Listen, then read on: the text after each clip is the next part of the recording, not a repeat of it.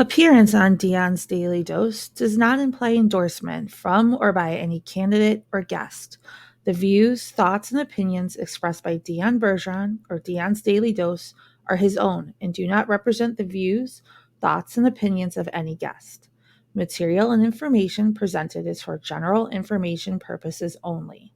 The Dion's Daily Dose name in all forms and abbreviations are the property of its owners, and its use does not imply endorsement of or opposition to any specific organization, product, or service.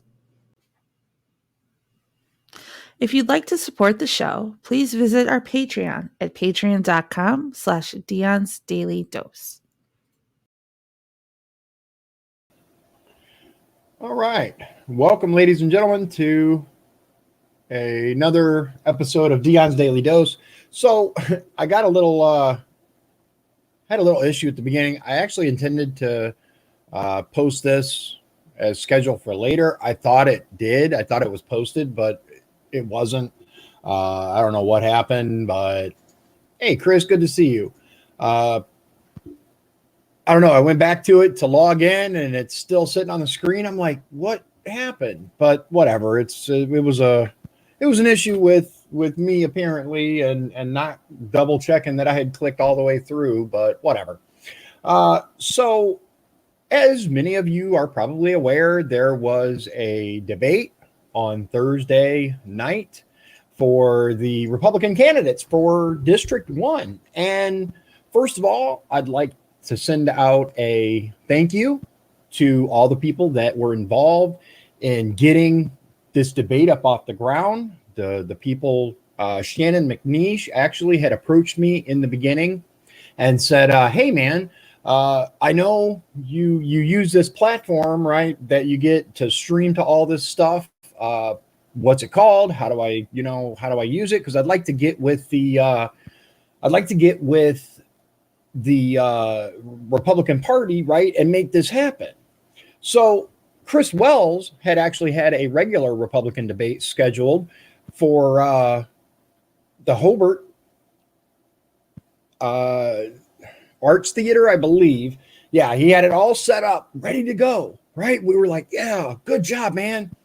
And then CV-19 happened, and we weren't allowed to do it. So everybody got together, right?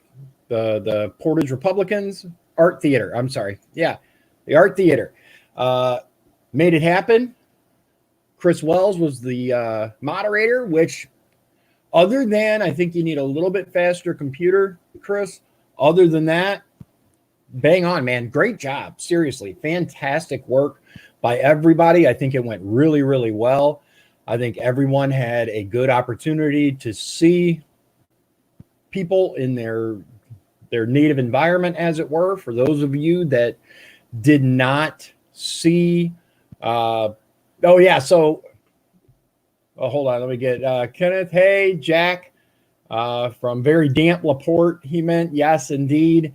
It's very wet out there, Mary. Yes, we're good here. I know a lot of people have had some issues with water. I know some people's backyards and front yards are completely flooded. Luckily, here we're a little raised. Now the neighbors behind us, the way that the land is it slopes down, and their yard is starting to get pretty soggy. We're actually not far at all from Trail Creek, and I think if this rain keeps up, we might start to see some real issues.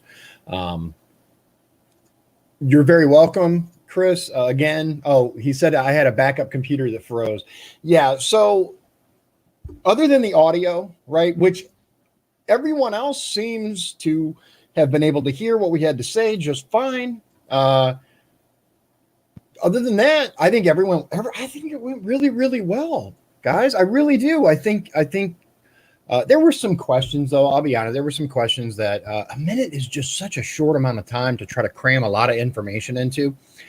Specifically, there are a couple that I did want to talk about, give you some more information, and we didn't get to healthcare. I was really that we would get a chance to talk about healthcare because it's important. It's huge, right? Healthcare is a major concern for millions and millions of Americans out there. Yeah, Chris said when we went to all five on a screen, my processor couldn't keep up. That's kind of what I figured, and that's why I had to upgrade mine. During a regular like this, it seems to not have any issues, right? I got a big soundboard and everything going into it, and it seems to be fine. But when I screen share, then I started to have all kinds of issues. I'm guessing it was probably the same thing for you. Once you have a bunch of things on screen at one time, it seems to create issues.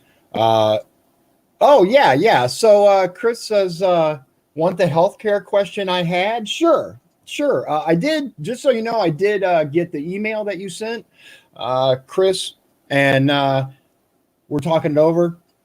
I'm not sure. I'm going to tell you. So the question that Chris had sent me is, how about getting everybody together again for a short video talking about how it went, right? I'm not ignoring you. I've talked about it with the campaign team, and to be honest, they're not sure, man. And I'm going to tell you why. And this is just my personal. This is just my personal opinion when it came to the debate, right? We have four people that were at the debate, right? For those of you who saw it, I think it went really well. I think everyone had an opportunity to give their ideas, to show what they stand for. I think some people came off a little better than others. I think people may have gained or lost ground that they had before. I'm gonna go through. This is probably going to be one of my longer videos for those of you that aren't interested in a step by step of the debate. I'm going to save that for towards the end, but I'm going to say that I've made no bones about the fact that I disagree on some points with some of my competitors, for lack of a better term, my colleagues, the people running for this office. Look, one of the things that came up during the debate was union workers, right? Now, I am the only candidate that has openly said, look, there are issues with right to work. And on a federal level, it might be a problem. You can say all day that, oh, I support unions. But if you don't recognize that these union members are going to come to you and go, hey, there's a problem with this legislation. There's a problem with the way that it's written. We're getting shafted, as it were, unions, because these people who don't pay dues end up having to be represented, right? So you can talk about being a pro-union and I support this and I support that. But the unfortunate reality is, especially for the first district, the steel mills play such a massive, massive role in the economy of the region that if you can't bridge that gap between being pro-right to work and being pro-union, then you're not going to win this district, in my opinion, right? I understand the idea behind right to work legislation. You should absolutely be able to choose whether you want to be in a union or not. But there are issues with it. There are issues with the way that it's written, and it's kind of involved. I've done a lot of research on it. I will say that at the time I started running, I actually thought that right to work and at will employment were the same thing because they kind of came around at the same time. And so I made a mistake on that. So I did my research, right? I learned. And the way that it's written makes it to where if a union chooses to be the sole union, right, which if they don't, it creates a whole other series of issues. But we need, if they choose to be the sole union there, then unfortunately they have to represent people whether they're part of the union or not. Now, I will say the union leadership, we all know, are going to back Democrats. They're going to fund their campaigns. They're going to donate to them. They're going to help them. They're going to get out the vote for them. They're going to do all that stuff. There's nothing we can do about that other than to start running candidates that understand union problems. Now, I have multiple family members. I have friends that rely on the steel industry for their jobs. They work at places that without the steel industry, their job is toast. I have family members that work at the mills. I have family members that are retired from the mills. If I go to Washington, D.C., and I do not support the union, they're going to hold me accountable. And I don't mean as your congressman. I mean, I'm going to come home and my clothes are going to be outside, right?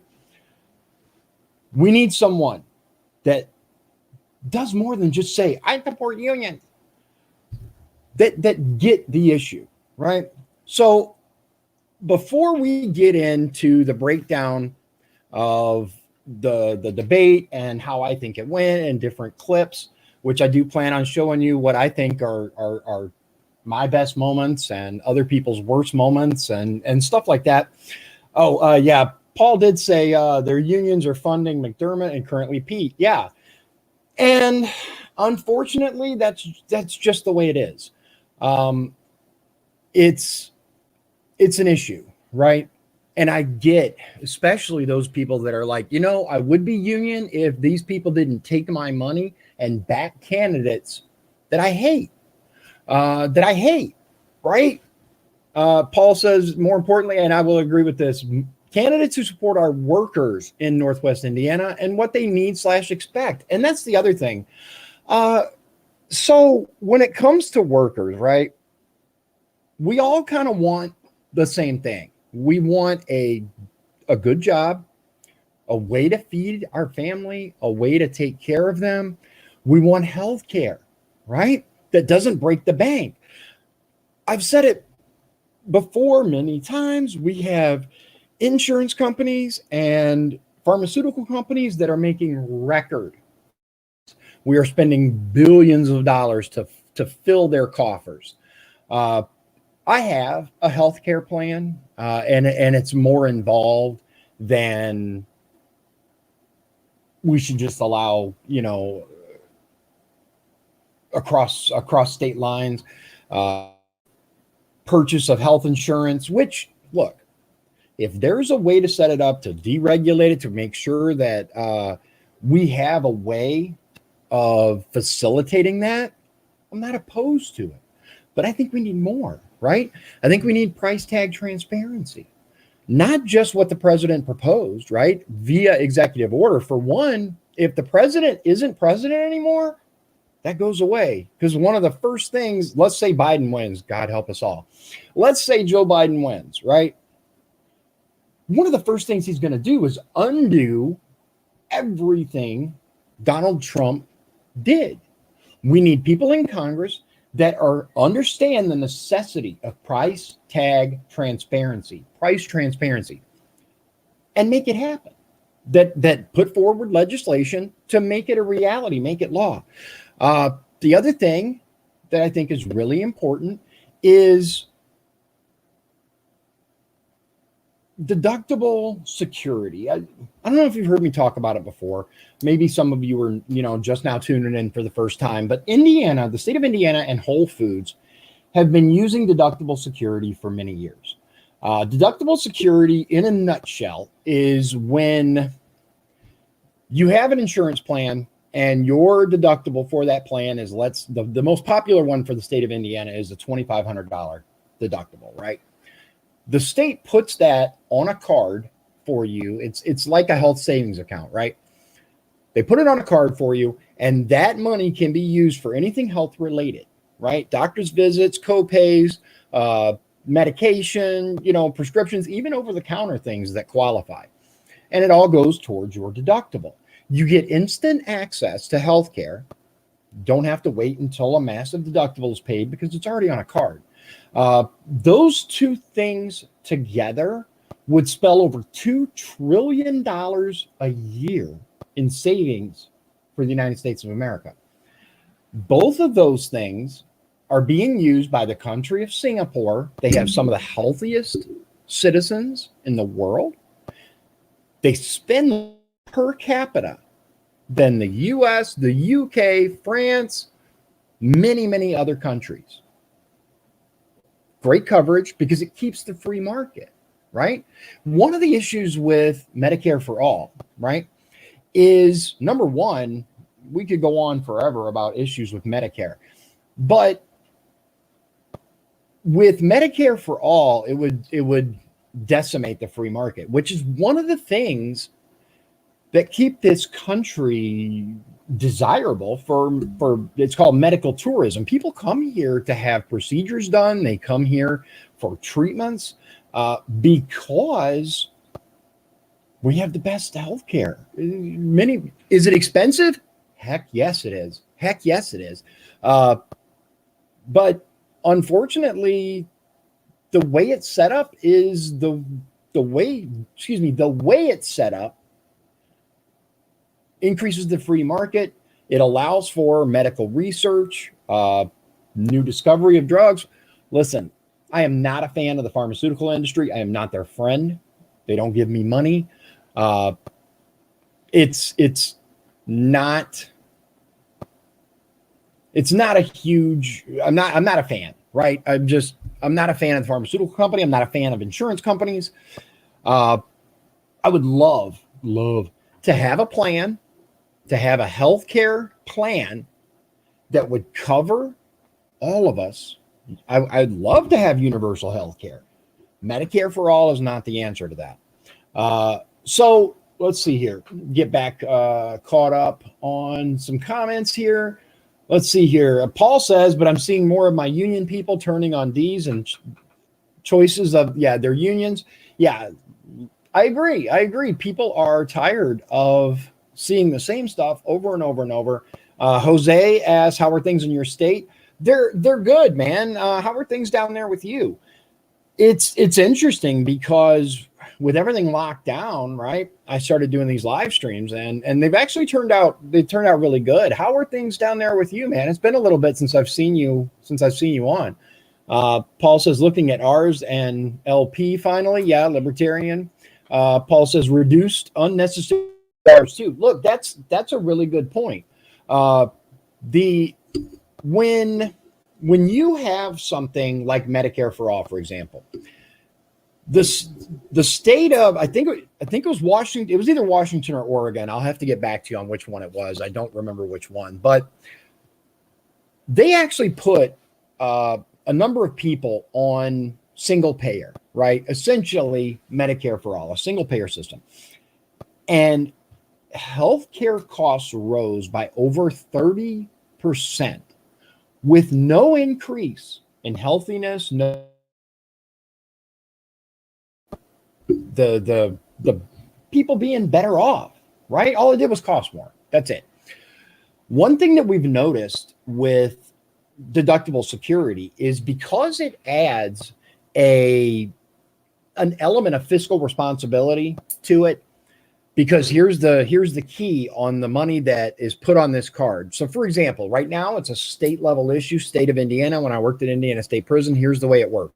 Like I talked about before, $2,500 deductible is put on your card. Whatever you don't use at the end of the year, you keep. Now, the reason that's important is because it makes people think before they spend. Instead of just going to the doctor and saying, here, fix everything that's wrong with me, right? And I want this test and that test and this test and that test. You go when you need it. We saw no reduction in preventative care with it. People still went to, have their yearly checkups. They still went to check something out that didn't look right. It's a good plan. So I hope that answers your question. I saw that down a little bit. Is this my money on the card or the government giving me money on the card? Well, the way that the state of Indiana works with it is the state basically matches. You're having you're paying your premium, as it were, which is the way that it worked for us. I'm not. I haven't looked into Whole Foods, but what happens is the government sets aside the money for the deductible instead of, because do you remember? I don't know if anyone worked at a place that used to have like really, really good insurance. Indiana State Prison was one of those places that had fantastic health insurance, right? Before the Affordable Care Act. Once the ACA came around, everything kind of crumbled. The state of Indiana would take X amount of deductible instead of paying the insurance company massive premiums for a high quality health plan with a very low deductible. What they do is they take that deductible, put that money on a card. The company, which for me was the state of Indiana, is paying that money, and then it's getting utilized through the year by you. Okay, whatever's left at the end, you keep. We have to come up with something. We have to come up with a good healthcare plan that allows people to get the care that they need, but it's not going the standard across the board way we've been dealing with things already is not going to fly. Paul says, I'd never want to deal with my disease in any other country but the USA. Yeah, because we have the best here. So let's see here. Okay, so trying to. Oh, okay, yeah. So let me get back here to I'm going back up on the comments. Those of you who are not familiar with kind of my little setup here, my computer screen is this way. I have to have my camera off to the side just because that's how it's set up. So if it looks like I'm looking over here, I'm actually looking at your comments.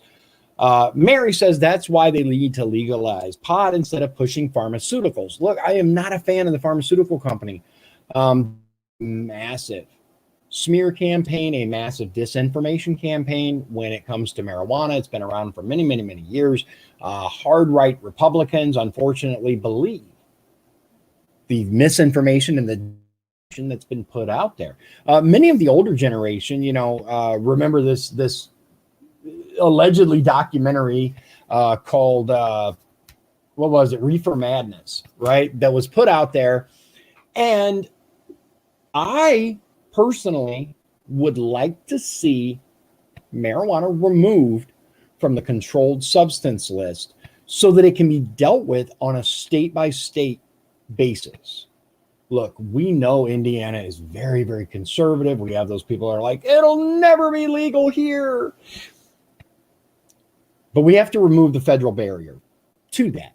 Also, by removing it from that list, or at least downgrading it, it would allow the VA to start prescribing it. As it currently is, it's on the same level as cocaine and heroin. It allegedly has no medicinal benefits whatsoever, so it cannot be prescribed by the Veterans Administration, which there are many, many, many veterans that are suffering from PTSD, that are having anxiety issues. There are many neurological diseases that it's been shown to help: tremors, seizures, things like that. Give me just one.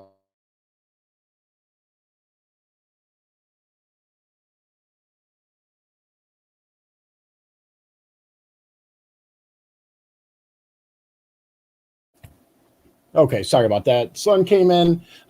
And one other thing that's really important that he reminded me of just now is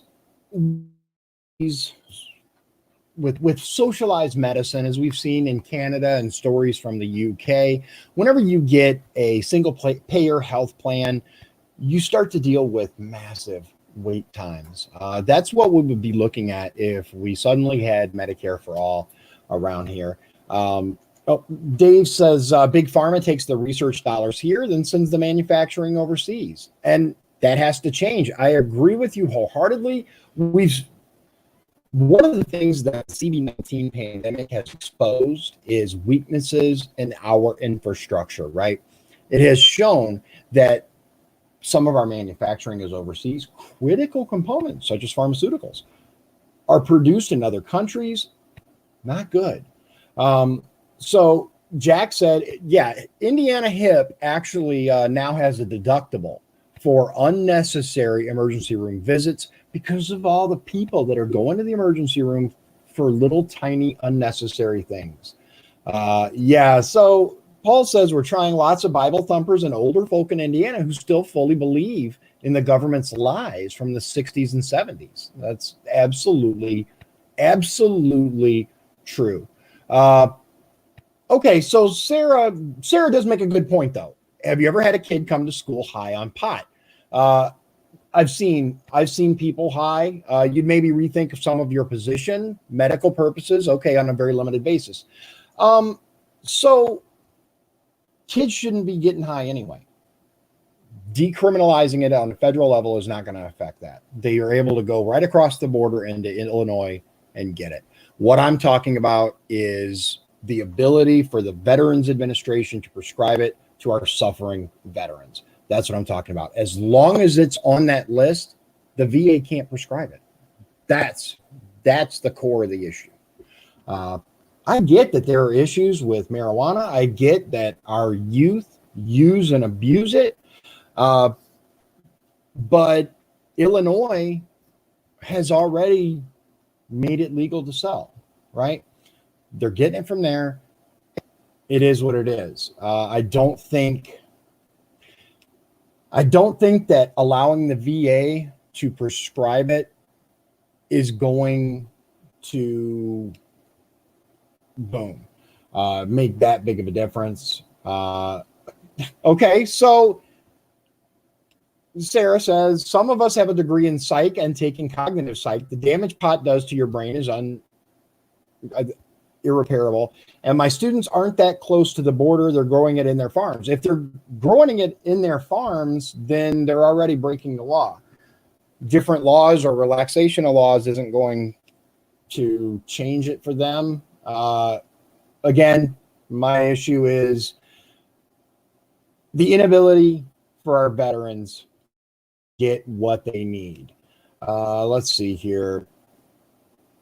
Okay, so moving on. Okay. And this is hold on. Jack says May 27th, big news, go USA, May 27th. What is that? Oh, yeah. SpaceX is launching. Yeah, go USA. Okay, now I know what you mean.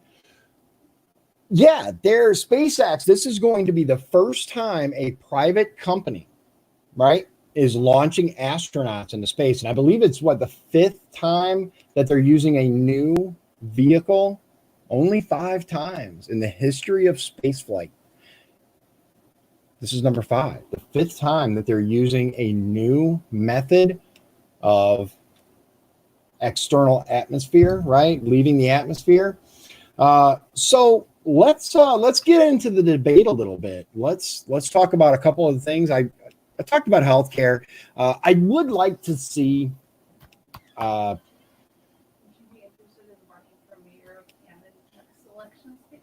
Oh, are people asking that? Oh, I guess people are asking if I'd be interested in running for mayor of Hammond.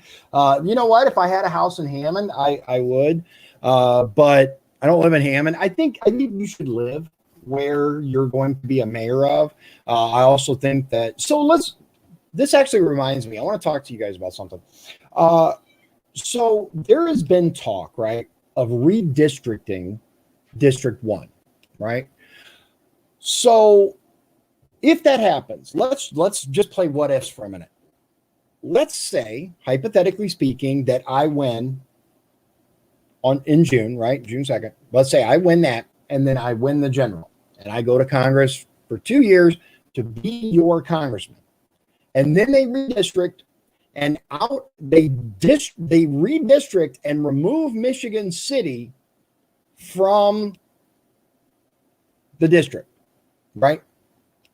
I don't want to run against Jackie Walorski, right? I think while I may not agree with everything that she does, I think she's a good, strong conservative voice. I think she's doing a good job. Perfect, no, but a good job. And here's the point. Should you live in the district? If I really wanted to stay in Congress, should I move to Lake County, Porter County? They're talking about districting it down to include Jasper and Pulaski counties going down. Should I move? Right? Because it's not required that you live in your district, but I think it's important. I think it's important that you live in your district. If you're going to represent that district, you should absolutely be a part of it. I mean, we're looking at people like Maxine Waters, who lives in a multi-million-dollar mansion in a completely different district than the one which she represents. Do you think that, that made, let's say I ran again, would that make me a hypocrite, right? Because they redistricted where I live? I don't know. What do you think? Okay, so Chris asks, what's the carbon footprint on a rocket? That's a good idea. I don't know. Probably very, very, very high. Mary asks, Newton County too. I think so. It's supposed to go pretty far down. This is what I saw, the projected, right? The anticipated is Lake County and Porter County, and then it goes down a good way. I didn't actually look at what all the answers were, which all counties were included. I just saw that instead of going east into LaPorte County, straight down was enough. I don't know. I'd be interested in your opinion on that. Paul says D1 should cover the area of Northwest Indiana's 5 counties. I've always thought the way that they district these things is really weird, which I've told you guys before. I'm gonna tell you again. When I went down to the Congress of Counties meeting down there, I sat at the staffers table, and the staffers were like, D1 is a throwaway. It doesn't matter. We're not going to spend a bunch of money to try to keep it, and etc. So it's really unfortunate that the Republican Party doesn't consider District 1 important. I do, and it's one reason that I'm running for this seat. But one of the things that I think is really important for us to keep in mind is we have to think strategically. We have to play chess, not checkers, right? I'm hearing about Republicans that are potentially going to go and vote in the Democrat primary in order to make sure that Frank Mervan gets the nomination versus Tom McDermott. Listen, money aside, right? Take money out of it. McDermott is way easier to beat than Frank Mervan, in my opinion. Yes, McDermott has a lot more money behind him. He has the typical politician backing, especially for Democrats. But I can tell you definitively that if McDermott can't come up, the worst McDermott was able to come up with on Frank Mervan was he opened the golf course early. That's it. I get the desire to want to keep McDermott as mayor to make sure that he loses the primary. But if you go and you vote for Frank Mervan, you're going to make it more difficult for a Republican to get elected, in my opinion. Oh, hold on. That was odd. Looked like I lost my feed there for just a second, which is really, really strange. I wonder if I got too many things open. It's possible. So Chris Wells says, I think this is his healthcare question he was talking about. Healthcare 14. While there is tremendous disagreement on how to deliver our scarce but outstanding health services in America, one thing is certain. High costs prevent people from seeking care. Absolutely. What are your plans to improve healthcare accessibility for working class Americans? And what are the most effective means to drive down costs? That's what I've talked about. It's what I've talked about before, is the biggest hurdle to healthcare, especially preventative care for many people with diabetes and other conditions, is the cost, right? Insulin is prohibitively expensive. It is ridiculously expensive. Um, it's easy to dismiss some of these Democrat politicians that are like, oh, Medicare for all, Medicare for all. The thing that we need to understand, though, is as Republicans, is people want healthcare, need, what is going on with this? People want and need healthcare that, hold on a second. I'm going to try to close some of these windows and see if that's what's going on here. Sorry about this. So we need healthcare that's affordable. We need healthcare that is obtainable, and we need to expand price tag transparency. Because if you look at one of the best examples that I can give as far as price tag transparency is cataract surgery, right? LASIK surgery. Used to be LASIK was like $5,000 an eye, but because insurance companies really don't cover it, companies have had to tell you how much it is. You can call up, how much is this, right? They'll tell you, and it's down to like $500 or $1,000. So let's see here. Yeah. So I see a couple of things. Yeah, Newton, directly south of Lake County. I'm pretty sure that it's going the project. Let me see if I can find it and I'll show you. But the way that they're talking about redistricting, back to that for just a second, is Indiana 20, I think it's 2022 District 1.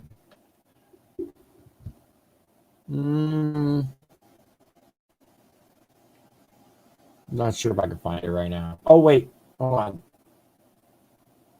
Is this it? Okay, so yeah, it says this is from Census 2020. Let me see if they got a map. Okay, so I'm looking to see if they give us the projected. It doesn't look like it. I'll share the screen so you can see kind of what I'm looking at. Catch one comments real quick. Okay.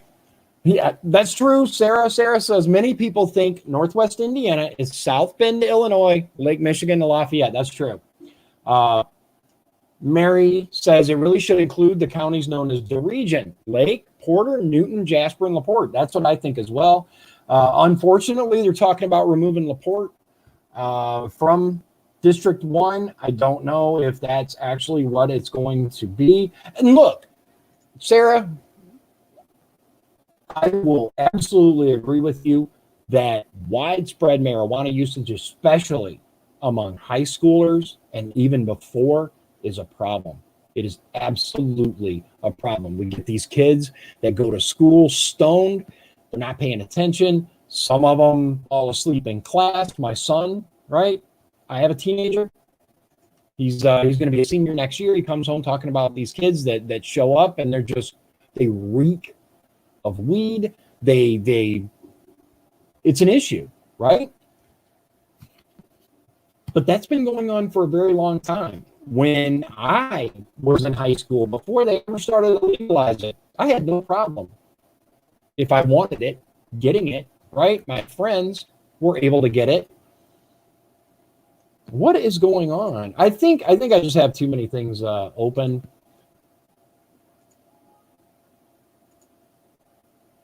Right now. I'm going to try to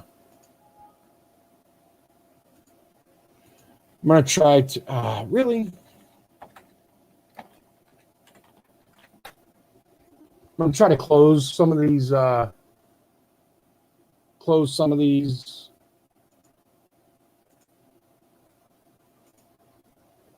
open tabs. I was doing a whole bunch of stuff before this live stream. Like I said, I was really hoping to have it up, but whatever. So I get that there are issues with it. But I do want to share this screen and see if you guys can see this. Have you heard of a bill called HR 838? Have any of you heard of this?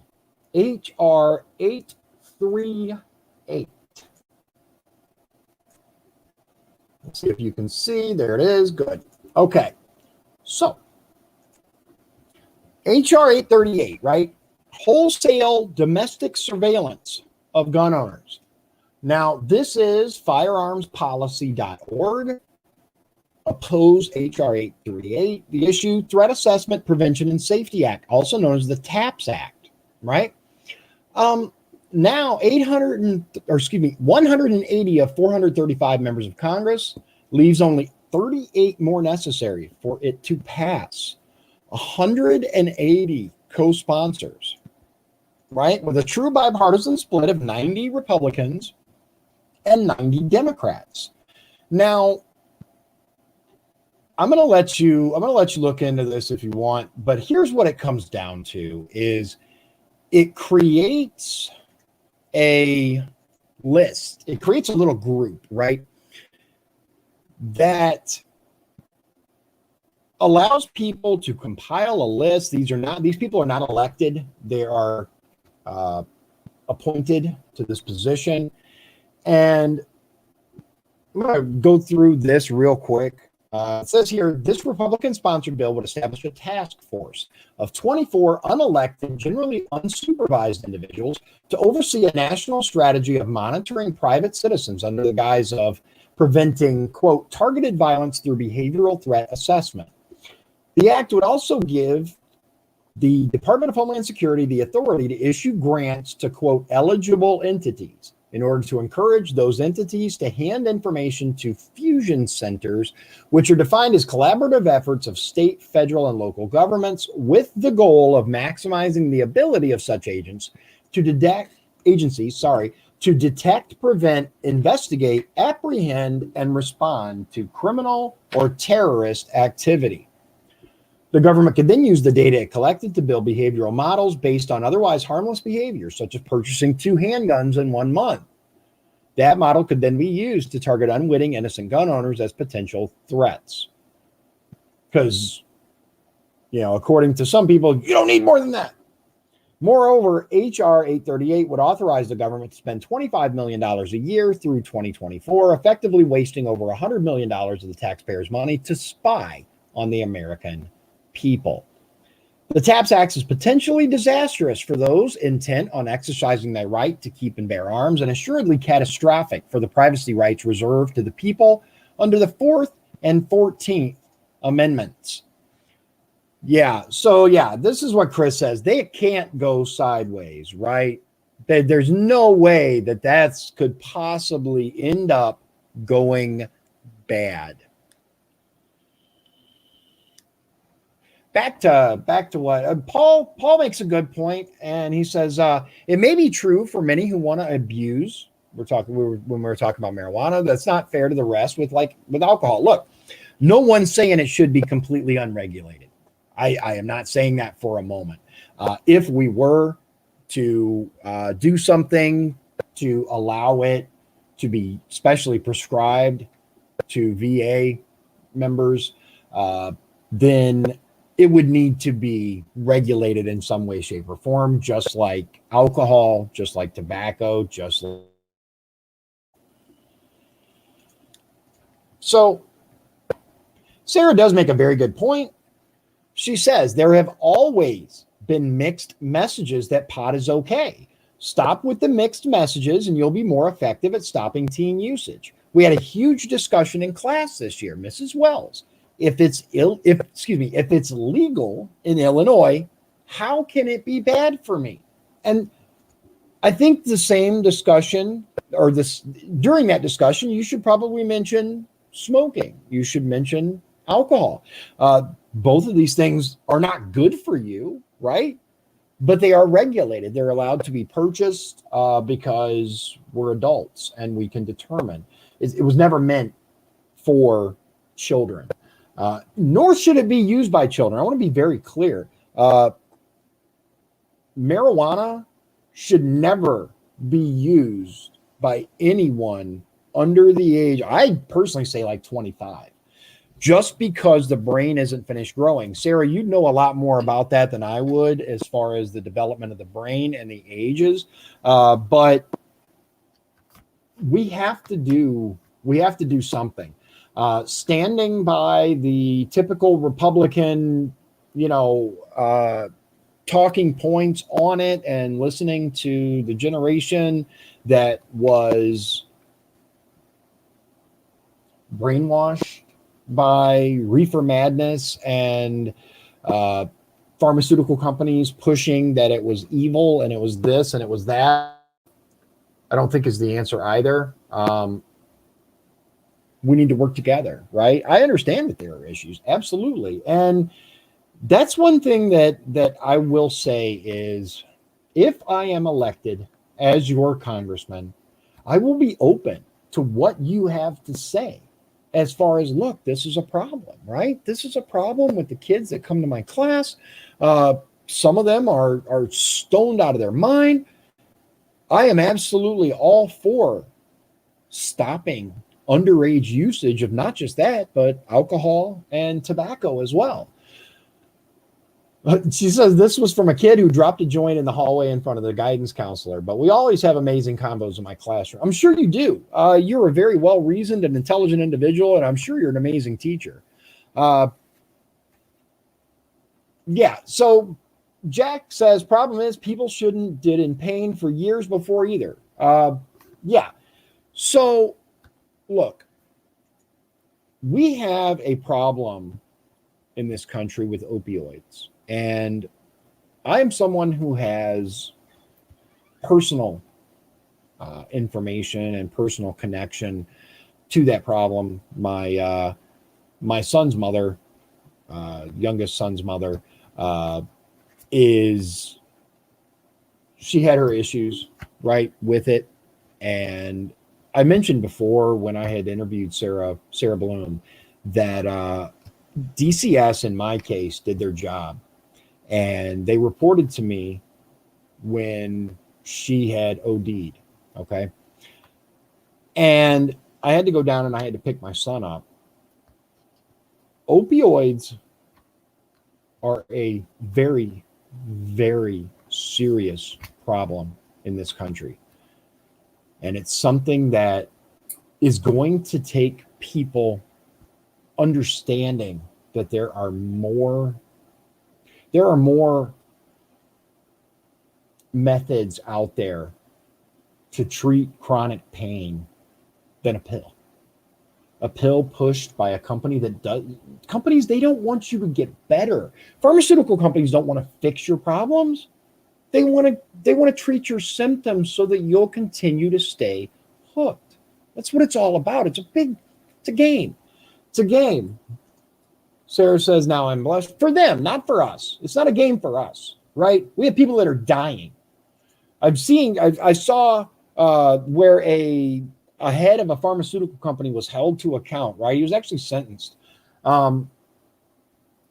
That's something that I think needs to happen. We need accountability in this country. We need these people that knowingly and willfully promote lies that get people addicted to a product they know is going to kill them eventually. They need to be held accountable. I'm a big one on accountability. I believe in it very strongly. If you do something, then you should be held accountable for it. Dave says, yeah, look, we need studies of non-THC versus full marijuana. That's the other thing is CBD, right? We had a big fight here in Indiana just getting CBD allowed. I'm a firm believer in CBD. I think it does help. They've actually shown we had so many problems because the AG, right, Curtis Hill, was against CBD, even though I hope he understands that it's not marijuana. But if there's any THC in it, he didn't care. He's like, nope, not going to happen because it's close enough. Close enough, he said. Paul says we have so many new variations of cannabis now that won't negatively affect people of younger age, like the green most are used to knowing. Yeah. So back to, yeah, she said, now I'm blushing. Look, I've never heard anything but positive. about your interaction with your students. And like I said, you're very, very smart. Obviously, Chris said, "Great, I have to sleep with her big head tonight." Stop it. Yeah. Uh, so yeah, and I agree with Paul. You're both incredible people, teachers, and representatives from many. Uh, yeah. So Holcomb, nothing above 3%. It Jack said, opioids and narcotics aside, my mom was allergic to them with ALS. THC would have helped take the edge off. Right. And that's what it's all about for me. I don't want my children doing anything with THC in it either. Right. I don't want them involved with that. I'm a parent. I don't want that. But I also want our veterans who are suffering to have something else other than pain pills, other than opioids. Here, have a Percocet, have, a pain patch, have some fentanyl. I don't want any of that. I want to give them an alternative. And the studies are very, very promising. They're very promising. So let's talk about right to work. That was one of the things that some of the candidates, 3 out of the 4 candidates have said, I'm pro right to work. I recognize that there are issues with right to work legislation. It's impossible to say that you are a friend to unions or that you understand unions or you're pro union and not recognize that there are issues with right to work. So yeah, Paul has been very kind with he's shown me some videos that are very telling, right? Especially when it comes to veterans and the ability to receive relief. But the VA won't help them, right? The VA, it can't. It's prohibited by law from prescribing anything that is on the federal banned list. It's unfortunate for our nation's veterans that they can't get the help that they need because of a fear of a substance that has been shown to have positive results for people with seizures, with other things. It's unfortunate, right? And we need people that are able to understand the trouble there and look at the long-term effects as well. I have seen people in excruciating pain, both mental and physical, that are just completely unable to get relief. They're writhing in pain. They're crying, and there's nothing that can help them. And I want to work to fix that. I want to work to fix that. And none of us are able to do that until we address the major holdup with the VA, which is the fact that it's on the controlled substance list. So I have some what I think are some highlights. So I was just informed that Hammond is flooding. The pump stations may be out. That is not good, ladies and gentlemen. Yeah, for those that popped in talking about the basements, I really hope that the pump stations are not out. There are some serious problems out there for all of us in the district, but especially Hammond and Hessville. It seems to be worse over there. LaPorte isn't nearly as bad. It is significantly less flooded here than it is anywhere else. So there are a couple of things that I do want to touch on that I think were misunderstood during the debate. I was reading the comments. One of the things that I had said when we were talking about the the policy of the United States and Republicans being called warmongers. Mott had said that if that Republican's name is George Bush, then yeah, he is. My answer to the question, I think it could have been better. I could have done a better job with that answer, but here's the part that I was trying to convey because some people were confused. The part that I was trying to convey is that the desire to want to spread democracy, to want to spread freedom across the world is admirable. The desire, right? But the road to hell is paved with good intentions. We cannot simply go across the world and flip, regimes and I do not want an imperialistic government. I don't want the United States going and like Libya, like we tried to do in other places. I don't want that. I'm not in favor of nation building or any of that. Sarah asks, it was presented as a yes/no question, right? Yeah, it was. The question was, do you believe that the term warmonger is earned by the Republican Party or something very close to that? And I don't, because as a party, we don't want, at least I don't. Republican to me means less government, and that includes other countries. I don't want us going to other countries and taking over and installing puppet regimes and being imperialistic. I don't want that.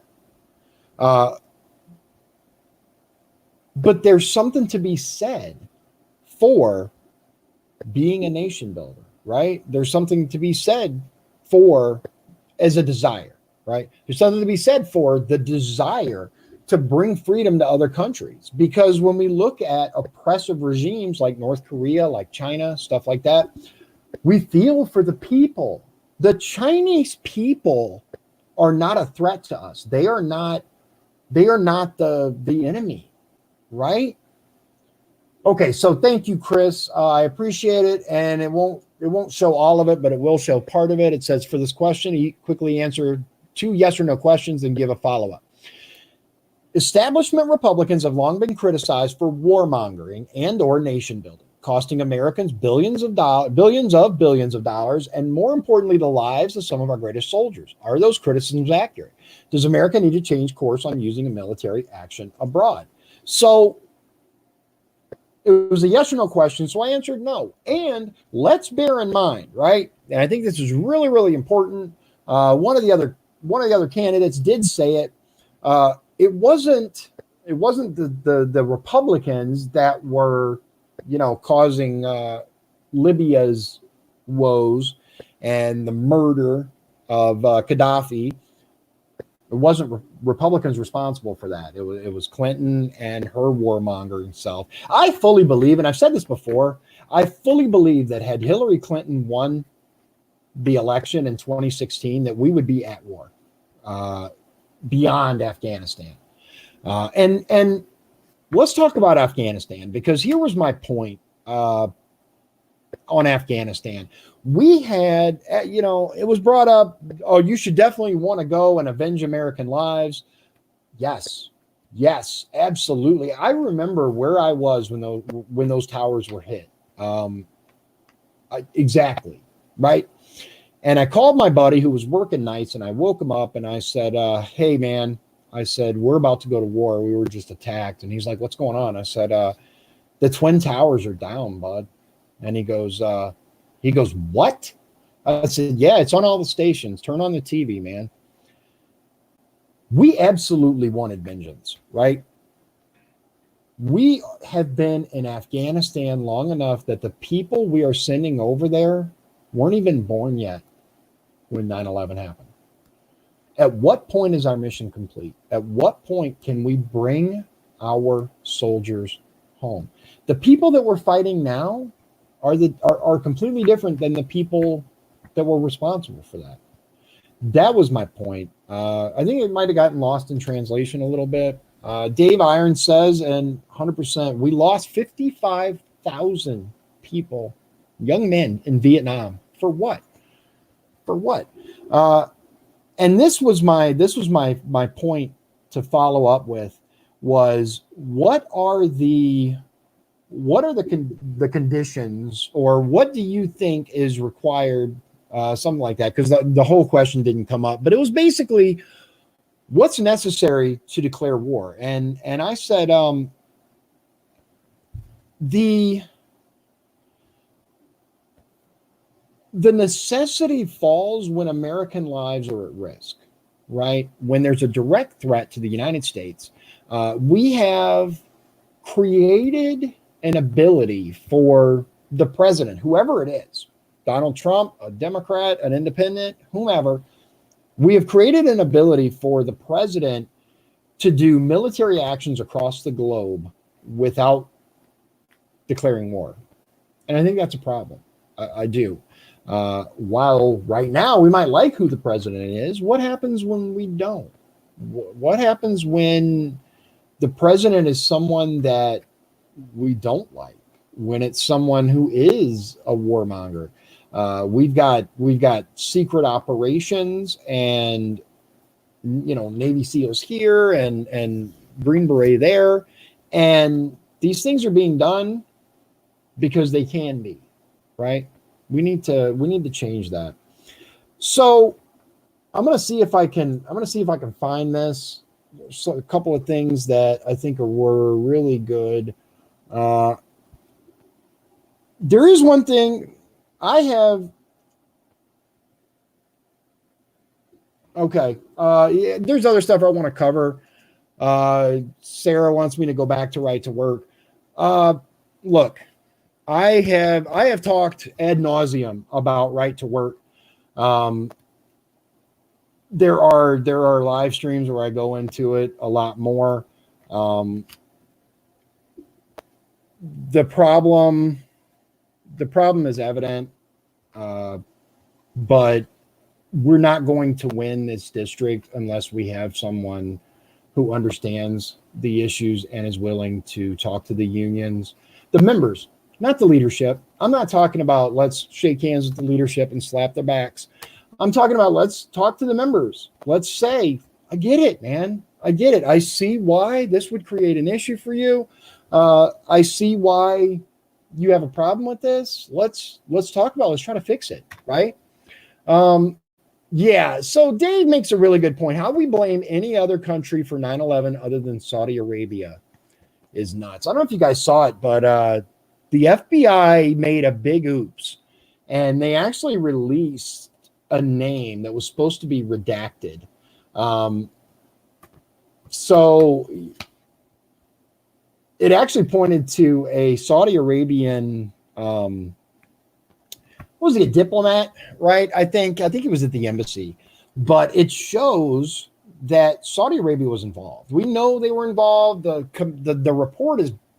report's garbage. The official investigation of 9/11, whatever you believe about 9/11, right? Whether you think this or this or this, it doesn't matter because we can't get the truth. The investigation that they conducted was a sham. We know this because we're finding out now that Saudi Arabia, at least this person from Saudi Arabia, helped to finance them, got them in the country, got them visas, all this stuff. The other thing that I do want to point out. Let me find it. I took some notes when I was watching. I'm gonna do a full more breakdown. We kind of got off topic a little bit, but it is important. One thing is, okay, so I'm gonna see if I can find this at the right time, and I'm going to share with you. Okay, so the question was about President Trump's travel ban. Okay. And you guys can go and watch it. I'm going to see if I can get it to work. I gotta change the mic around here. I'm going to share the screen. See if you can see. here, trying to get it to work for you, ladies and gentlemen. I'm going to put this here. Okay. Now, hopefully this will work. Turn that up. You might hear a little hum in the background. That's the computer because it's right next to it. Let me see if I can get this to work. That so it's kind of a little. It is ridiculous that because the president just proposed that, then now all of a sudden it's racist or it's wrong. Look, at the end of the day, the give us your sick, you're tired. That's great. That's what's on the Statue of Liberty. But what we need to be focused on and what our country needs to abide by is the Constitution. Because that's what our country is run on, not by a poem, but by the Constitution. So what we need to do is make sure that we protecting ourselves and we know who's coming into this country. Again, I go back to my earlier point, talking about like an E-Verify system. We need to know who's coming into this country. We can't just let anybody come in willy-nilly. It doesn't make. Okay, so we're actually talking about the travel ban at this point. And I'm gonna be very clear at the beginning. I'm not about to go through this and pick Spencer's words apart. I just want to let you know that this question is actually about the travel ban, and he's talking about E-Verify. Now, E-Verify is for employers. It's not. It has nothing to do with entry and exit. It is not for. I think at the time he was thinking about. I think he was thinking about the biometric entry and exit system that we were talking about before. But for what it's worth, I agree with him that E-Verify is absolutely necessary. And I agree with him that no matter what the poem on the Statue of Liberty says, the Constitution is the law of the land and must be upheld. Absolutely must be upheld. So the other thing that I want to point out during this is trying to get to it here. Yeah, I'm not sure if he knows that he was talking about E-Verify at the border or the travel ban, or if he was just trying to get it out there. I've talked before about E-Verify being an issue or a necessity. I am not a huge fan of forcing people to businesses in particular to enforce laws or issues that our agencies are responsible for, our country is responsible for. But I'm going to tell you, we've got to get someone in who knows what they're talking about. Now, I will say on this screenshot right here that the guy on the right with the striped tie, he is killing it, man. He is doing a fantastic job at being the moderator. I think he killed it. Great. Thank you, sir. So next we're off to Dion Bergeron for his thoughts on this one. So again, we're asking about the greatest geopolitical threat to the United States and how to neutralize that threat. Okay. So without a question, the greatest geopolitical threat to this country is the nation of China. Now, I'm going to tell you, I really, really wanted to say China, but I didn't. I held myself back. My wife said, don't do it. Don't do it. I really wanted to say China because it comes from China, but I didn't. Look, we can all agree, I think, that the biggest issue for this country, the biggest geopolitical threat, because I can talk all day about the threats to this country, right? There are numerous threats, and I said it there. We've got enough of an issue externally with China without worrying about internal threats that they're creating. They have infiltrated our institutions. We've had multiple professors that have been indicted for working with them. That's just the way that it is. Here, we'll just go through that real quick so you can here in case you didn't get a chance. China has infiltrated our higher institutions. We've had multiple professors indicted for collaborating with China and lying to our agencies about that collaboration. They've dumped inferior products. They violate property agreements. What we need to do is hold China accountable. We need to bring our industries home, and we need to focus on the tariffs and trade deals that Donald Trump has initiated. We need to support our president. We need to stop all the infighting, and we need to hold China accountable for the things that they're doing.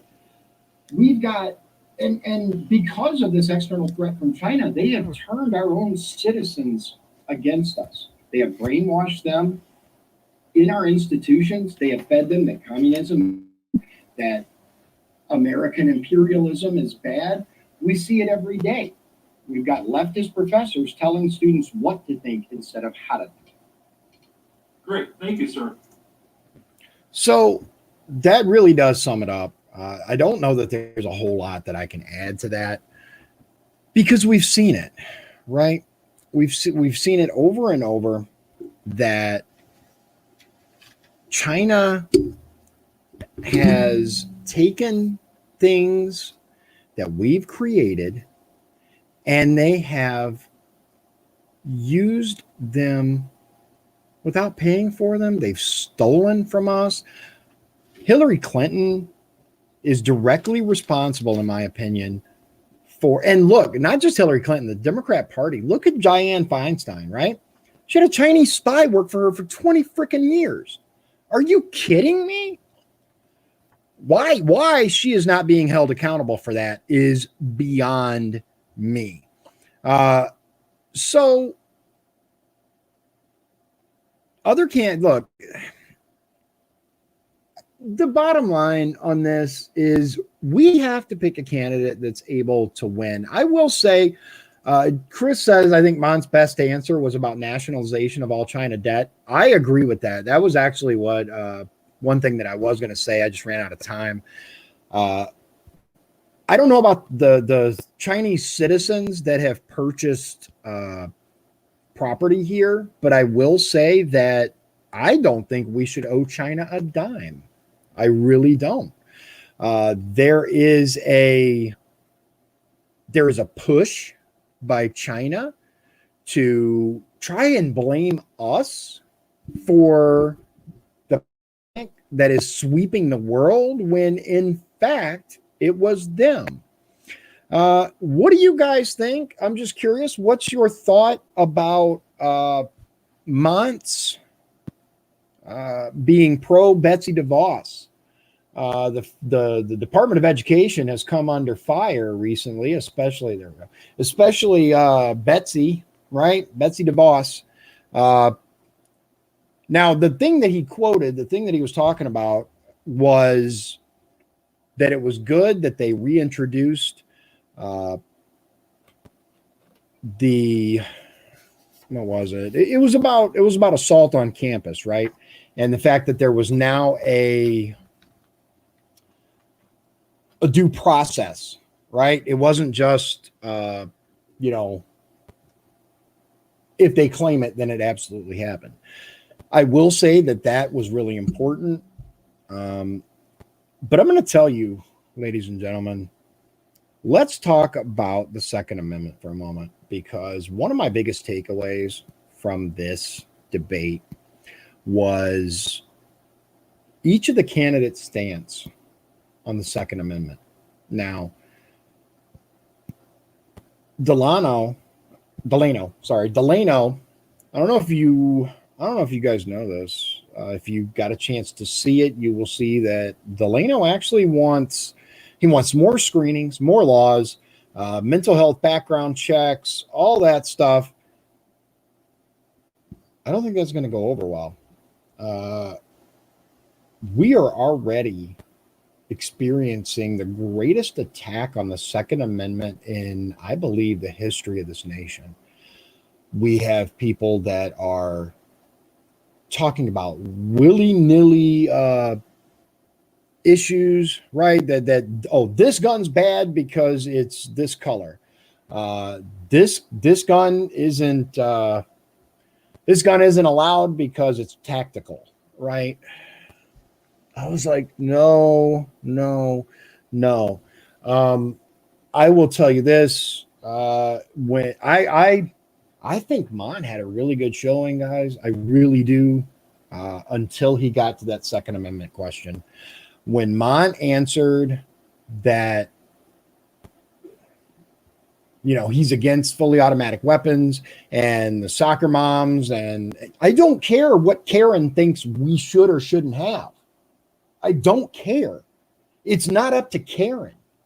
It's up to the founders of this nation, the Constitution of the United States of America, and the Constitution is very, very clear. Shall not be infringed. Ladies and gentlemen, shall not be infringed. Like I said, I liked a lot of his answers. I was with him on a lot of it, right? A lot of it. But it just comes down to what the framers intended. And the framer, he said, we don't need M60s or M16s. That's what he said. Let me ask you this, right? Because one of the biggest arguments against what we should and shouldn't be able to own is you don't need that. You don't need that for hunting. You don't need an AR-15. You don't need this, that, whatever. And my answer to that is the Second Amendment and the Constitution. We didn't need a Constitution. We didn't need a new nation. We wanted a new nation. We wanted independence from England. We wanted a new founding country, a fledgling republic. We wanted all that. Unfortunately, I just don't think that that's going to fly with the Republicans here. When you look, the sad reality of it, and I said it then, the sad reality of it is that we already have an incredible number of laws already on the books. As a matter of fact, I'm going to find it here and I will let you hear what I had to say about it.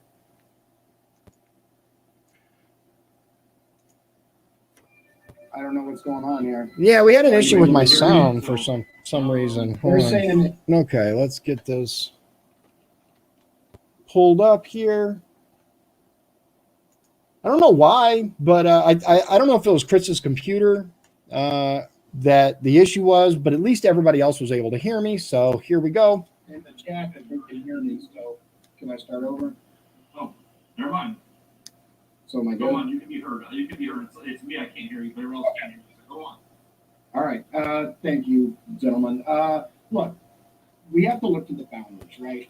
The Second Amendment makes no suggestion that arms a militia, which for the DOJ means any adult, be different from the military. In fact, in Federalist Paper number 29, Hamilton says no army can be formidable to the liberties of the people while there's a large body of citizens, little if at all inferior to them in discipline and use of arms, who stand ready to defend their own rights and those of fellow citizens. The bottom line is we need the Second Amendment to defend the rest, to keep this country intact, the republic that it was intended to be.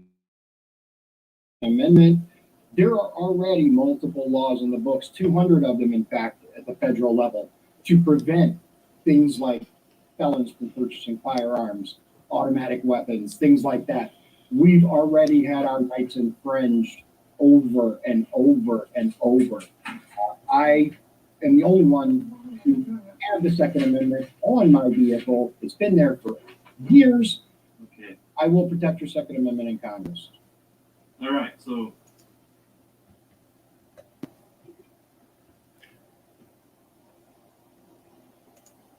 Okay. So, yeah. So, you know what, Dave? Dave actually says King George probably wishes he had confiscated all muskets. And, that's actually what the Revolutionary War was. They actually came for the guns. They came to confiscate the weapons of the colonists. Uh, Look, I'm not going. One of the things that Spencer was praised for during the debate was the fact that he stuck to his guns and he wasn't going for what was considered an electable position on things. I have been very, very vocal about my support of the Constitution in general, but specifically the Second Amendment, because I believe that without the Second Amendment, the rest of the Constitution is toothless, right? We have seen a government consistently go farther, farther with boundaries. We have seen, and by the way, the number that I quoted, 200 laws at the federal level, is a conservative amount. There are some estimates put it in the thousands. I couldn't tell you the exact number. What I do know is that all the research that I've done on the Second Amendment and all the laws that are on the books, the minimum that everyone agrees on is 200 restrictions / laws regarding our Second Amendment. 200. Now, do you want someone who is going to support additional laws and regulations? Because I don't. I don't. And I'm going to tell you, like I said at the beginning, we really have to think strategically when we think about this district and we think about this district red. There are Republicans that are going in and voting for Frank Mervan. Now, I get the desire to want to keep McDermott in Hammond so that he can be held to, to account for the things that he has created. But I'm going to tell you, I think Frank Mervan is going to be a hard guy to beat. But let's just say, let's look at the two options really, because we could have a surprise, right? Ryan Farrar could win.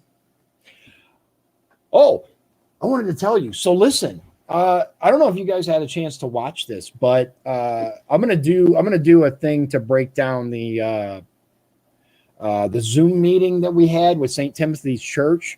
I did get an opportunity before it started. Just so you know, Ryan was not there for that one, but almost everyone else was.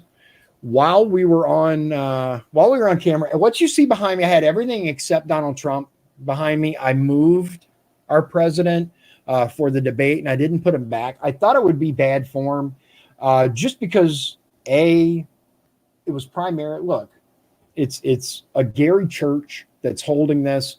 We're predominantly talking to Chris says. Did you just say Ryan could win? No, I said anything is possible, right? Look, I thought it probably would have caused more issues than it solved. I'm going to tell you this though. Before the forum actually started, I asked everyone that was there. I said, "Look, this guy said some stuff. I really want to know. This isn't being recorded yet. We're not live. It's just you and me. There's no one around recording this. Do you believe?" And I asked Sabrina Hake and I asked Scott Costello, and I think that was it. That was all that was there at the time. A couple of people didn't show up until late. We were supposed to be there at 5:30, right? Logged in, and Reardon didn't show up until it was already started. McDermott showed up at the last possible second before we went live. Anyway, I said, look, Ryan Farrar said that he wants people who disagree with him politically to die. I said, do you think Trump supporters should die? Instead of going, absolutely not. Scott Costello, for example, his reply was, well, that's not exactly what he said. I said, actually, what he said was, and I quoted, and more importantly, I actually mentioned, I started talking to him, and then he told me to drink a tall glass of bleach. I said, is that the kind of behavior that you support, right? Do you believe that way? Do you think that all Trump reporters should die. Oh, no, no, no. Then why didn't you say anything? Oh, well, okay. All right. Yeah, look, I get it. And I'm going to tell you, one of the things that was really frustrating for me about that whole Ryan Farrar thing is I was willing, ready, and able to have a reasoned debate with him to talk about it, right? All he did was answer and block, because that's what people who don't want to have a discussion do. It's what people do who believe that they're right. There's nothing you can say to these people. It's unfortunate. It's unfortunate because I'm going to tell you, some of my family are liberals. Some of my family are lefties, or whatever you want to call them, progressives, lefty, liberal, Democrat. And they have been brainwashed by the media. They have been fed lie after lie after lie. They have seen clips that have been deceptively edited. They fully believe, for example, that Donald Trump called the coronavirus itself a hoax. And it doesn't matter how much you talk to them. It doesn't matter, look, here's the entire interview, or excuse me, here's the entire clip, right? He's talking about the politicization of it. Doesn't matter, because they're not willing to talk to you. They're not willing to have a reasoned argument, right? Or even debate, a civil conversation. They're convinced they're right. That's the end. So we back to the Second Amendment and everyone's point on it. Here's my concern about if Spencer wins. I'm going to tell you. First of all, there are certain people that Spencer has chosen to align himself with that's not going to be a positive for him if he wins the Republican nomination. The left is going to use it, and it's going to use it, and it's not going to look good. That's number one. Number two is I felt in this debate, in several instances, he came off very angry. I think Spencer heard, because there have been a couple people that have criticized him, saying that he kind of comes off as emotionless a little bit. I think he took that a little too much to heart. There were a couple of answers where it was very, what it reminded me of? It reminded me of Gorbachev. You remember? Many of you are probably too young to remember this, but I remember Gorbachev banging the shoe, right? Kind of reminded me of that a little bit. He's a Marine, right? So it probably goes with the territory. Personally, I don't think we're going to be able to reach the steel workers. I was at actually the USW when I met with them, and Spencer was on his way out when I showed up. He had a meeting with them, and he was on his way out.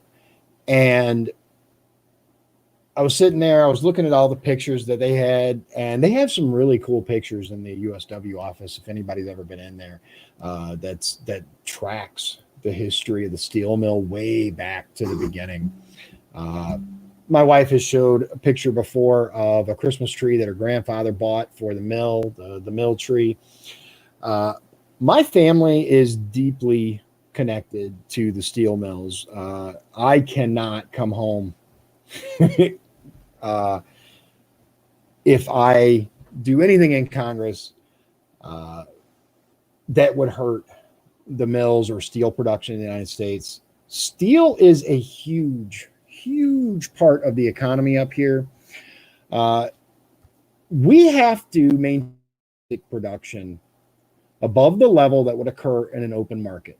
Now, there are many ways that we can do this, but the steel mill, the reason that the steel mill is as important and critical for the region that it is because of the unions. I had a whole bunch of facts and figures scattered around me just in case. There were, just so everybody knows, the way that this thing was set up is they gave us 20 potential uh, topics, right? That the questions would be on. And they ended up, I guess, picking 10 of them out of there or so. So we had like mountains of data that we had to try to be ready for. So I actually looked up some information on the steel mill, and according to the American Iron and Steel Institute Economic Impact Study of 2018, numerous firms produce and sell items to the industry and services. 1.98 million jobs nationwide depend on American steel. Oh, he said I had 17 questions. Okay. All right. I thought they said that they were going to cut it down to 10 or something. I don't know. They said that they sent us an email in the beginning that said there's like 20 topics, right? And we're going to pick some out of here. I don't remember how many we ended up covering, but it wasn't a whole bunch. I was kind of hoping healthcare would be one of them, but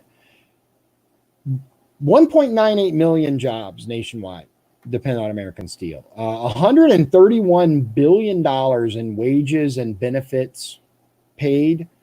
And those wages and jobs actually contributed $523 billion to the national economic output, right? It's the backbone of the United States, and it is critically, critically important for Northwest Indiana.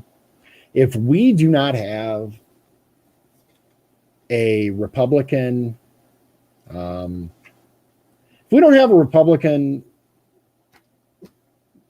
nominee that is friendly to the unions, right? I think we're going to have a problem flipping this district, guys. I really do. I really, really do. And look, I am all about proper competitive markets, right? But I believe it is our duty as Americans to buy America. I drive an American vehicle. I believe in that very strongly. I'm going to tell you a story about something that happened to me when I was, I want to say in my early 20s. I was a young guy. There was a little factory here in Michigan City that I thought made universal joints. I was working for a temporary place, like a temp job thing. And I was initially hired on there to be a shipping clerk. Okay.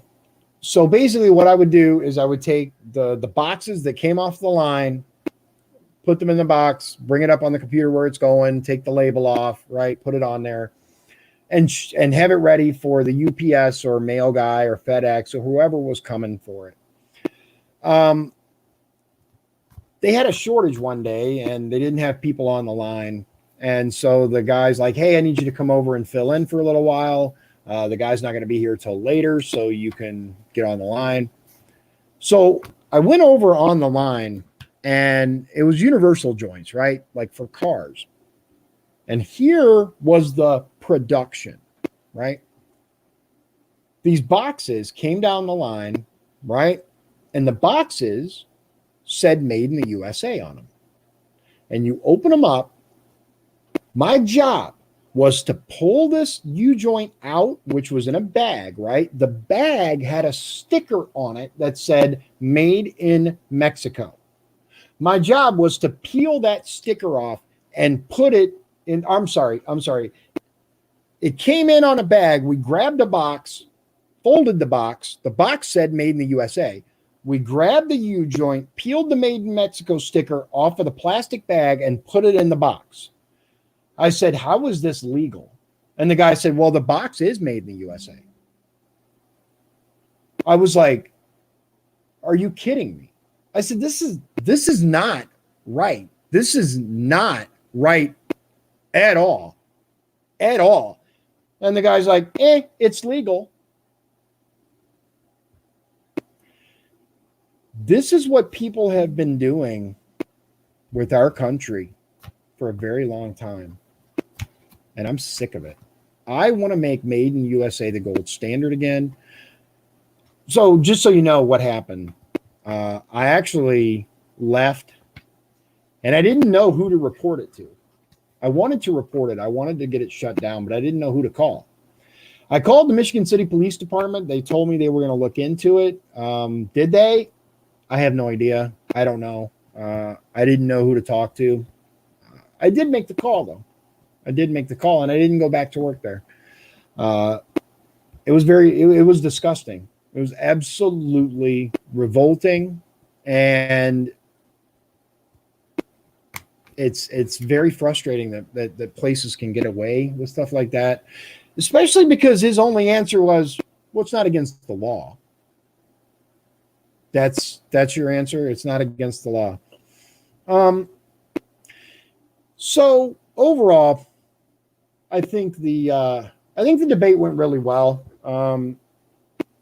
I think Spencer came off a little angry at times. I think he showed that. I think, where was it at? I think Paul mentioned it, that. Yeah. So here's the thing. I don't know necessarily that Spencer's too young. I just don't know that he's ready yet. I think he could be. I think in, a number of years, a little more life experience, I think he could be ready for, being a congressman. I absolutely support the fact that he served this country with distinction, honorable discharge. And, though, I'm going to say this, a lot of big stuff is made. A huge deal is made. And I wanted to touch on this, Chris. I really, really appreciate the fact that you leveled the playing field with service. I cannot thank you enough for that. I think that was critically important because Spencer likes to remind everyone that he was in the Marines. He likes to remind everyone that he's a police officer. And don't get me wrong, again, thank you for your service. But Mont was also a veteran, right? Mont is also a veteran. And I'm going to say this. I think Mont Hanley put more on the line to become a veteran than Spencer did. Mont is the first openly gay Republican running, I think in Indiana, but definitely District 1. He actually had to lie on his application to get in, which that's dedication, man. He could, he could have been court-martialed. He could have gone to prison. That's dedication. I salute the man. I don't care about his orientation, but the fact that he was willing to lie to serve his country, that's a big deal to me. And so I really appreciated the fact that you kind of brought that up, that Mont's a veteran. Delano is also a police officer and a sergeant, by the way. I just want to say, he works at the jail, but he is a police officer. I worked at Indiana State Prison. We've all served our community in one way, shape, or form. So I thank you for that. Let's see here. So Sarah, Chris said I made an unauthorized edit. Healthcare was the next question. They made a stop. So yeah, that's another thing. I wonder why they kept it so short. I was actually expecting it to go longer. When they heard that we got one more question, I was like, already? So unfortunately, they did kind of cut us short. Paul said that was in reference to your McHale comment. Yeah, where he was banging the shoe on the table. That would be kind of right. And that's my point, Paul, is he says, who cares, right? If what your orientation is, I don't care at all. But I will say that he he risked his freedom to serve this country, right? And Spencer doesn't hold the solo accomplishment on being a veteran or being an officer or any of that. I do think it's interesting though, because I don't know that I've seen a race where you have all aspects of criminal justice. If Mont was an attorney, right? Then we would have, especially if he was a public defender, right? We could have Mont, the public defender.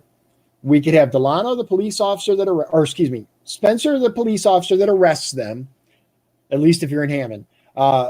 Delano, who's going to book them into the Lake County jail, right? And then once they get sentenced by a judge, they go to Indiana State Prison, where I would have, taken care of them. It's kind of cool if you think about it. I did talk about that a little bit with Delano when he came on the show. What about you, ladies and gentlemen? Who do you think was the clear winner? Was there a clear winner? Do you think everyone did a good job? Do you think that there were people that, went up or down in your opinion? A couple of the questions really caught me off guard. I tried to have as many facts and figures as I could. I think there were a couple that I could have done a better job. I think I'm going to break those down and get into them a little more later. But I think the big takeaways. Oh, so I'm going to tell you about the USW thing. I meant to do that and I got sidetracked. So we're in the USW and Spencer comes out of the room because I'm waiting for my turn to be interviewed by Mike Millsap, Jerome. I can't remember his last name, but I'm waiting to be interviewed by them. Spencer comes out and his face is all red and he's just kind of, and I'm like, hey man, this is the first time I'd actually seen him in person. I was like, hey, good. And he's like, and he walks out, right? And then he tells them, he's like, yeah, okay. So he walks out and I think it was Jerome. He said to me, he's like, I'll be with you in just a minute. And he goes back in there and he's closing the door, but he hadn't closed it yet. And he's like, he's closing the door and he wasn't quiet at all, but he's like, did you hear what that piece of said about slam? So he is not going to be a friend of the unions, right? The unions do not like Spencer. My concern is, did he tell them something different than what he's saying now? And I don't know. That's my point. I have no idea. But I can tell you that if we have a candidate that is flip-flopping, then we're going to have problems in the general. If we have a candidate that the unions can go, hey, this guy definitely isn't a friend of the unions. Here's what he said. Because after he came out of the big USW meeting where they were all, we go in, we sit at the table and they're sitting there talking to us and they're asking them, oh, hey, Ronnie, good to see you. I appreciate that. Thank you. So we're all sitting at the table, right? We're at this table right in the middle, right? And they surround us on three sides, going way behind us. And it's intended that way, right? It's that intimidation factor. And I can tell you that by the time they got to me, they were tired of Republicans. They really were. None of us, and I knew going in that they weren't going to endorse a Republican. I can tell you that I've heard from a couple of them that was like, we did talk about endorsing you. We actually talked about it, picking one from each side, Republican and a Democrat, and backing them. And I really wish they had done that. I really do. I told them during the meeting, I said, this is a historic opportunity. You have someone who understands that there are issues with right to work legislation. You have someone who has family at the mills, who has friends who are critically dependent on the steel industry. And this might be the time to seriously consider flipping the party that you back. I think that District 1, many of the people in District 1 are waking up to the scam that has been perpetrated on them for a very long time. And this is something that I just want to put out there for people who traditionally vote left, right? Who traditionally vote for the Democrat Party. I want to ask you something. It's been 90 years since this seat was held by a Republican. Can you honestly say that Democratic leadership in this district has done a good job? Can you honestly say that the past 90 years things have been on a steady upward trend? If the Democrat Party actually is the party of the people, as they claim, if it is for the working man, if it is the shining beacon of the poor and downtrodden, as the mantra goes for the Democrat Party, then shouldn't Gary, Hammond, Lake Station, Valparaiso, all Michigan City, Portage, Porter, shouldn't all of these places, especially Gary, be a shining beacon for the rest of the state? If what they say is true, right? Shouldn't Gary be a shining beacon of what the left can do? Now, those of you watching this, you probably already know that they're full of it. But that's my question to those that normally vote left, especially those union members that really want to vote for a conservative because they have conservative values, that really love to go, have their barbecue, go to the shooting range, care about their Second Amendment, but they're worried about their future, right? Because of right to work.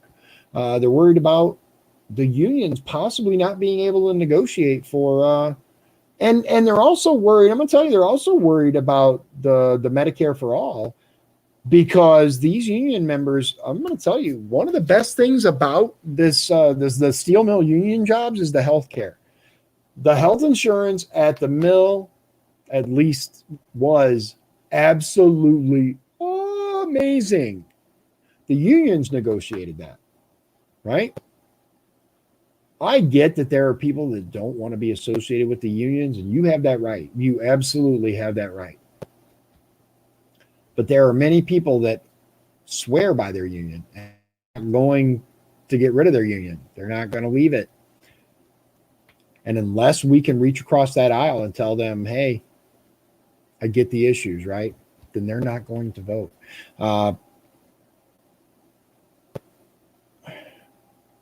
We have a real chance here. We have a real chance at flipping this district.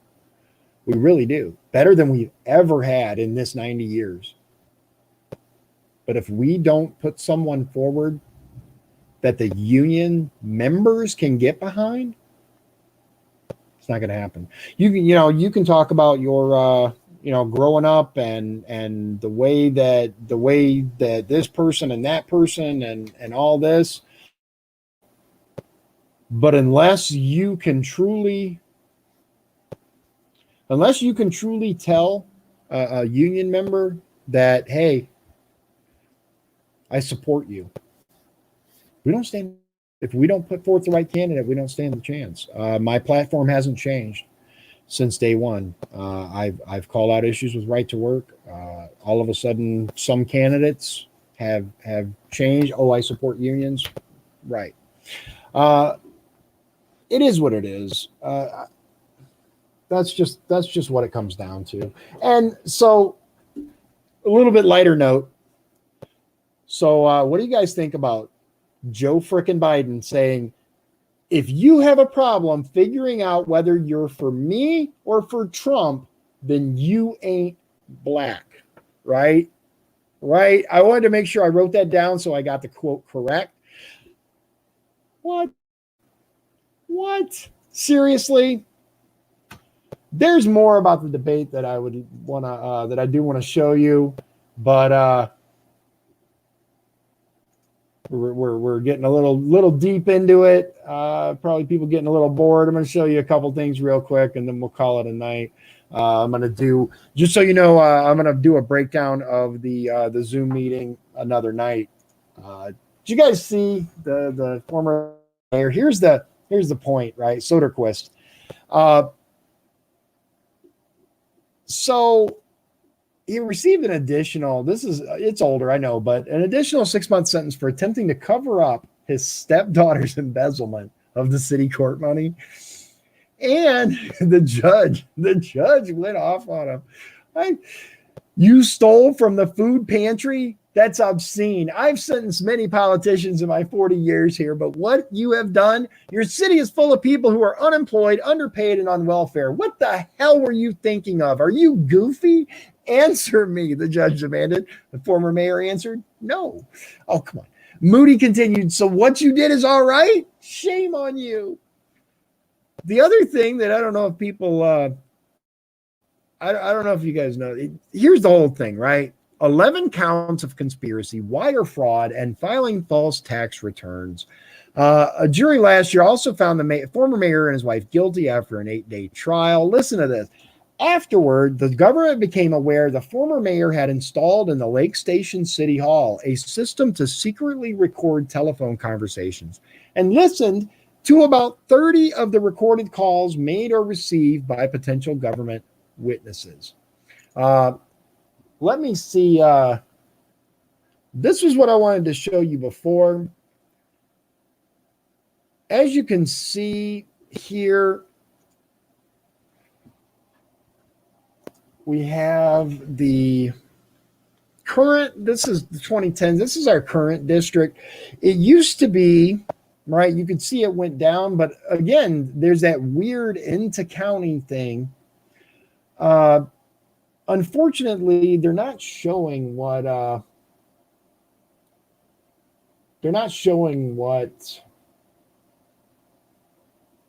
it's supposed to be.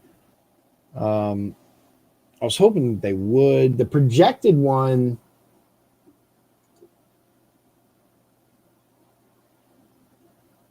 wait, here's one. Is this the one that I was looking at? See, this one wouldn't be nice, but it's the way that they had wanted to do it another time. I don't know what that's actually. Oh, this is the DNR. No, this is. I'm looking for it. I don't see it now. I'll have to get it for you for another time. In the meantime, again, this is HR 838, and although I don't normally quote him, this is really critical, and this is a quote that I think applies to the people that, for example, Mont, who believes that it's okay to give up a little at a time. And I quote from Mein Kampf: the best way to take control over a people and control them utterly is to take a little of their freedom at a time, to erode rights by 1,000 tiny and almost imperceptible reductions. In this way, the people will not see those rights and freedoms being removed until past the point at which these changes cannot be reversed. So, I want you to think about that. I want you to really, really think about those words, because this is something that's been being done to us for many, many years. They take a little bit at a time and a little bit at a time and a little bit at a time until we have nothing left, and it's too late to do anything about it. I will do something about it. I will protect the Constitution. I will protect your freedom. And I will make sure that we haven't stepped that one line too far before it's too late. So, again, there's still a lot to unpack on the debate. I'm still going through it. I think I'm going to break it up a little at a time and address things. Paul says 1,000 little cuts. I agree. It's a tiny little bit at a time, tiny little bit at a time. So thank you again for joining me. I hope to tomorrow, I think I'm going to get more into that, and I might drop a little bit about more that happened during the Zoom meeting. I don't know if you caught it. It was good. The issue though with it, just FYI, was that we didn't have any idea really about what was going to be presented. So we kind of had to think on the fly. At least with the debate, we were given potential topics. They didn't really give us much to go on that. At least I didn't get much to go on. I will tell you this though, I was almost the only Republican there. Believe it or not, Bill Powers was there. The elusive Bill Powers. He was so cute. Oh my goodness. I like Bill Powers. He told everybody his phone number and said when he's in Congress, he's going to be answering his phone again. Everyone was really nice to him. Nobody was mean, which I was happy about. I was very, very happy about. I would have been very upset if anyone was mean to Bill. So thank you for joining me. I will see you tomorrow night, 7 p.m. for Dion's Daily Dose. God bless you. God bless the USA.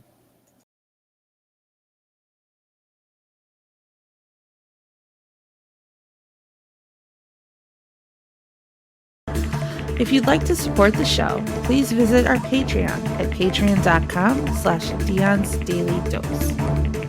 This has been Dion's Daily Dose, hosted by Dion Bergeron. Executive producers, Sean Holgram and Michael Beebe. Copyright 2020. Dion's Daily Dose, all rights reserved.